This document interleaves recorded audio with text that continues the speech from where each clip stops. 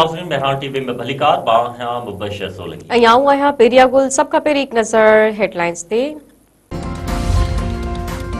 Chief of defence forces field marshal Syed Asim Munir पारां लिबिया जो सरकारी दौरो।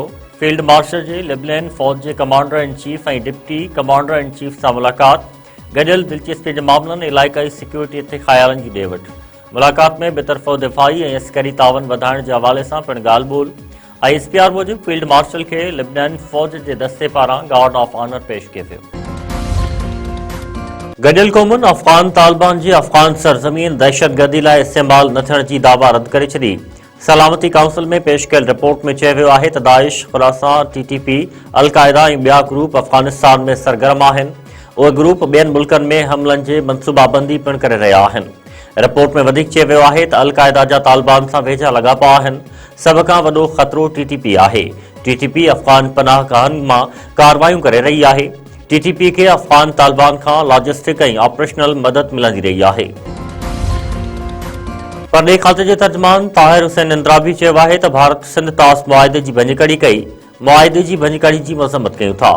पाकिस्तान के दरियाहनि बाबति एक तरफ़ो फ़ैसिलो क़बूल न आहे। आलमी बिरादरी सिंध तास मुआहदे की भञकड़ियुनि जो नोटिस वठी। मीडिया के हफ़्तेवार ब्रीफिंग में परॾेही तर्जमान वधीक चयो आहे त भारत में अक़लियतूं नामुनासिब रवैयनि के मुंहुं ॾेई रहियूं आहिनि। भारतीय हुकूमत अक़लियतुनि जो हक़नि ख़ास तौर ते मज़हबी आज़ादी के तहफ़्फ़ुज़ के यकीनी बनाए। इतलात वारे वज़ीर अता तारड़ चयो आहे त बानी PTI सां मुलाक़ात कानून मूजिब थियणी आहे। जेल मैन्यूअल में वाज़े आहे त सियासी ॻाल्हि ॿोल नाहे करणी। मीडिया सां ॻाल्हाईंदे अता तारड़ वधीक चयो आहे त उज़मा ख़ान कानून की भञकड़ी न कई हुई, उन करे मुलाक़ात कराई। उज़मा ख़ान भञकड़ी कई त मथां बि काटा लगाई वई। अमरीकी सदर डोनाल्ड ट्रंप चयो आहे त 1 साल अॻु अमरीका मुर्दा ऐं नाकामियुनि जे ॾाके ते हो। 1 साल में जेको हासिल कयो आहे उहो केर बि हासिल न करे सघियो। 10 महीननि में दुनिया में 8 जंगियूं रोकरायूं। मूंखे करप्ट निज़ाम ख़त्म करण जो वॾो मैंडेट मिलियो आहे। अमरीकी सदर वधीक चयो आहे त बाइडन पॉलिसियूं ॿीहर लागू थियण न ॾिनियूं वेंदियूं। बाइडन दौर में गैर कानूनी इमिग्रेट्स नौकरियूं वरितियूं।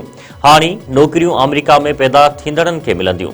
अमरीका में गैर कानूनी अचवञ जो सिलसिलो बंद करे छॾियो आहे। हुकूमत ऐं ट्रांसपोर्टरनि में मामला तय थी विया। 10 ॾींहनि खां जारी हड़ताल ख़त्म। वफ़ाक़ी सरकार सिंध ऐं पंजाब हुकूमत जे नुमाइंदनि जूं ट्रांसपोर्टरनि सां ॻाल्हियूं कामयाब। जारी कयल बयान में चयो वियो आहे त ट्रैफ़िक ऑर्डिनेंस 2025 ते नज़रसानी कई वेंदी। ट्रांसपोर्टर अख़बारनि जो चवणु आहे त हुकूमत मुआहदे की भञकड़ी कई त ॿीहर एहतजाज कयो वेंदो। बावड़ो भरिसां बस मां मुसाफ़िरनि खे अगवा करण वधीक हिकु ॾोहारी पुलिस मुक़ाबले में मारिजी वियो। सिंध ऐं पंजाब पुलिस जो कचे में ऑपरेशन। ॾोहारी गुलसन लोलाई मारिजी वियो। मारिजी वियल ॾोहारियुनि जो अंग वधी बथी वियो।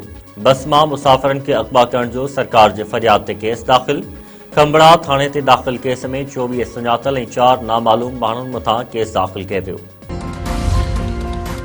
पेंगिरियो भरिसां घर के लॻल बाहि विसाइण दौरान हिकु ॼणो सड़ी फौत। ॻोठ किरशन कोहली में घर के बाहि वकोड़ी वई। घरधणी नौजवान चमन कोहली बाहि विसाइण दौरान सड़ी ज़ख़्मी थियो। नौजवान घरधणी हैदराबाद जी सिविल अस्पताल में दम ॾिनो। चक विझो महर ऐं जतोई खूनी तकरार तां हथियारबंदनि हथां नौजवान क़तल। ॻोठ आराई ब्लॉक ॿाहिरां हथियारबंदनि फायरिंग करे नौजवान मोहम्मद सालेह महर के क़त्ल करे छॾियो। हिक ॼणे जे क़त्ल बाद ॿिन्ही धुरियुनि में हिक ॿिए मथां जदीद हथियारनि सां फायरिंग। इलाइक़े में खौफ़ पखिड़िजी वियो। दादू में नारी के मुबैना तौर अगवा करण की कोशिश मज़ामत ते 3 औरतूं ज़ख़्मी। शहबाज कॉलोनी में 17 सालन की अंबर पंवर के हथियारबंदनि घर में दाख़िल थी अगवा करण की कोशिश कई। मज़ामत ते नारी अंबर पंवर समेत मिसमात दादली पंवर ऐं मिसमात फापुल ज़ख़्मी। मुतासिरनि जो औरतुनि समेत पाक किताब खणी एहतजाज। जवाबदारनि की गिरफ़्तारी जो मुतालबो।